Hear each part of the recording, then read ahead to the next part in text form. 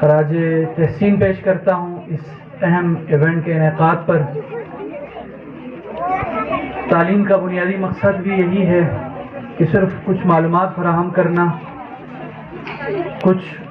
Task دینا ہی نہیں ہے، بلکہ انسان کے اندر جو ایسنس ہے، جو جوہر ہے، اس جوہر کو دیکھنا، پرکھنا، آزمانا اور اس کی پرورش کرنا۔ اور یہ نہیں معلوم کہ آپ میں سے کتنے ایسے ہیں جو شاعر بن سکتے ہیں، پاکستان کا سب سے لائق فائق مفکر بن سکتا ہے، انجینئر بن سکتا ہے، ادیب بن سکتا ہے، ہو سکتا ہے۔ آپ کیا بن سکتے ہیں؟ آپ میں کیا صلاحیتیں موجود ہیں؟ بعض احباب کہتے ہیں کہ جو پتھر ہے عقیق ہو تو عقیق کو تراشنے کے بعد نگینہ بنتا ہے۔ بعض کہتے ہیں کہ عام پتھر کو عقیق نہیں بنایا جا سکتا۔ یہ مثال عام معنوں میں ہے، لیکن تعلیم و تربیت کی بات کریں تو پروردگار نے کسی کو عقیق، کسی کو پتھر، کسی کو چونے کا پتھر، کسی کو سنگ مرمر نہیں بنایا۔ پروردگار نے حضرت انسان کو اپنا خلیفہ بھی بن سکتا ہے، اور یہی اصل ہے تعلیمی اداروں کا کہ وہ اپنی کریکولم سلیبس سے ہٹ کر ان سے روکنا، اچھائیوں کی طرف ترغیب دینا نہیں ہے، بلکہ انسان کے اندر جتنی صلاحیتیں ہیں ان تمام صلاحیتوں کو آزمانے کا، پرکھنے کا، جانچنے کا موقع فراہم کرتا ہے۔ اور جس کو اچھا ماحول ملتا ہے وہ اسی ماحول میں جو شاید اس مینجمنٹ کا حصہ ہے، یہ کئی دفعہ پچھلے سال بھی انہوں نے کمپٹیشن کروائے ہیں، تو میں ان کو خراج تحسین پیش کرتا ہوں کہ ایسے کمپٹیشن سے نہ ہماری ایجوکیشن میں اضافہ ہو رہا ہے یا ہمارے ایجوکیشن میں یہ ہے، اور انتہائی ہیلتھی ایکٹیویٹی ہے، تو اس کو ہم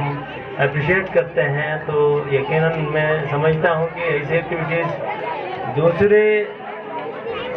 جگہوں میں بھی، دوسرے اسکولوں میں بھی، گورنمنٹ اسکولوں میں بہت کم ہو رہے ہیں، تو وہاں پہ بھی ہم کرنے کی کوشش کر لیں گے۔ لیکن ہم ایک گورنمنٹ کے حوالے سے جو ہمارے اسکول ہیں ان میں یہ جو نظم و ضبط کا جو سلسلہ ہے وہ جاری رکھنے کے لیے ہم نے کوئی انفارمیشن کو جو سرکولرس وغیرہ ہم نے کیے ہیں، تو اسی طرح بچوں کی جو تعلیمی بہتری ہے اسی میں آ سکتی ہے۔ جو بچے ہمارے سامنے آ کے بات نہیں کر سکتے ہیں، وہ کسی کے ساتھ اپنا مدعا بول نہیں سکتے ہیں، ان میں ایک اچھا ہم نے کہا نہ صرف اسٹوڈنٹ بلکہ اسٹوڈنٹ کے ساتھ ساتھ ہر مہینے میں SNC اور مدر میٹنگ کرواتے ہیں، تاکہ ماؤں کے ساتھ بچوں کا انٹریکشن رہے، ٹیچر کے ساتھ انٹریکشن رہے، کیا غلطیاں کیا خامیاں ہوتی ہیں وہ پتہ چل سکے۔ ماؤں کی وجہ سے ہی ہم تعلیم کو آگے بڑھا سکتے ہیں۔ تو جب تک آپ تعلیم کے شعبے میں آگے نہیں جائیں گے تب تک آپ اس دنیا میں کامیاب نہیں ہو سکتے ہیں۔ اقبال فرماتے ہیں تعلیم کے تیزاب میں ڈال پھر اس کی خودی کو، تعلیم کے تیزاب میں ڈال پھر اس کی خودی کو، جب ہو جائے ملائم تو پھر جدھر جائے ادھر۔ تو میرا جو تعلق ہے وہ بیسیکلی خپلوں سے ہے، لیکن میرے جو انڈر میں جو ایریا آتا ہے وہ حلقہ نمبر 2 آتا ہے۔ جب میں اس حلقے کے اسکولوں میں وزٹ کرتا ہوں تو مجھے رونا آتا ہے، کیونکہ ہماری جو حلقہ نمبر 2 ہے وہ تعلیم کے سلسلے میں بہت پیچھے ہے۔ لیکن اس کردو میں ہونے کے باوجود، اس کردو شہر کے علاقے میں ہونے کے باوجود ہمارا یہ جو علاقہ ہے وہ تعلیم کے میدان میں بہت پیچھے ہے، گانچے سے پیچھے ہے، شیگر سے پیچھے ہے، کھما سے پیچھے ہے۔ کردو میں ہونے کے باوجود بہت سارے ایسے علاقے ہیں جہاں پر ہمارے پاس اس حلقہ نمبر 2 میں جب میں وزٹ کرتا ہوں تو ایک اسکول نہیں ہوتا ہے۔ تو اس حلقہ نمبر 2 کی جو بنیادی مقصد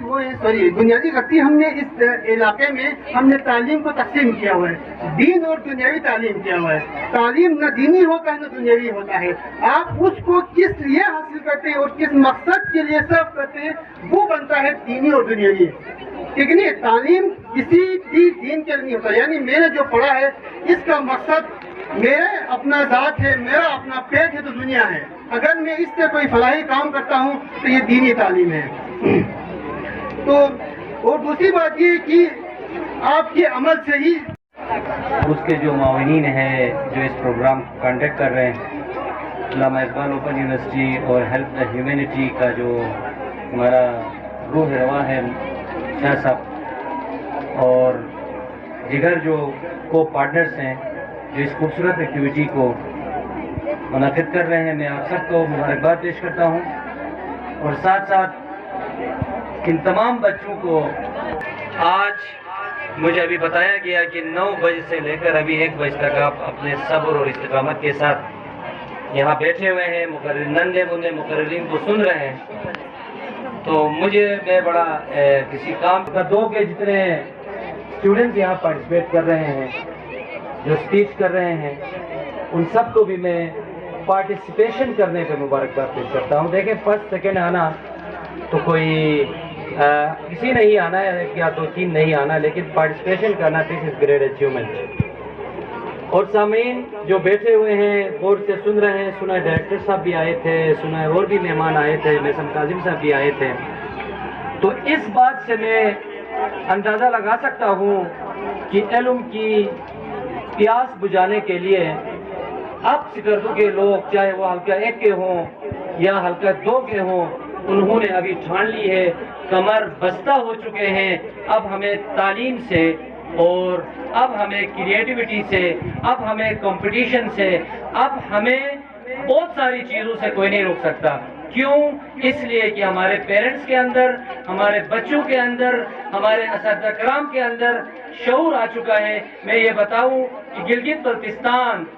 میں جو ہیرے ہیں، ملا اصغر نے کہا تھا کہ میں نے بلتستان میں ہیرو کے کان دریافت کیے ہیں، انسانوں کے کان دریافت کیے ہیں، تو وہ جو آج سے 15 سال اس نے کہا تھا، میں بحیثیت